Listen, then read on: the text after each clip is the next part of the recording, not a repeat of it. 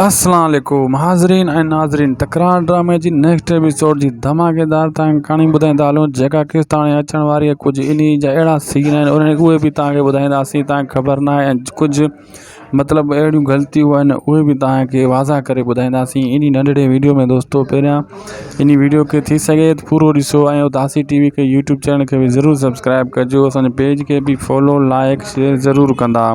दोस्तों, रात री किस्त में मैं तव्हांखे ग़लती हिकिड़ी कढी ॾिनी हुई इन्हनि जी।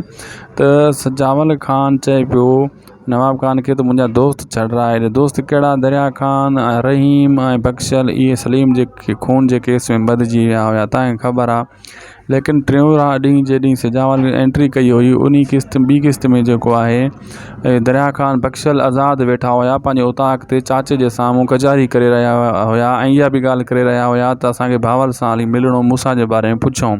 लेकिन राति जेका किस्त गुज़री उन में वरी सजावल ख़ान चई रहियो आहे मुंहिंजा दोस्त छॾाइणा आहिनि। हाणे मुंहिंजी ॻाल्हि इहा तव्हांखे सम्झ में आई या न आई? इहा केॾी ग़लती आहे? त हिकु चकर हू आज़ाद वेठा आहिनि, वरी हाणे चवनि था मुंहिंजा दोस्त ॿाहिरि अचनि, रहीम वारा नवाब खान छॾाए ॾे।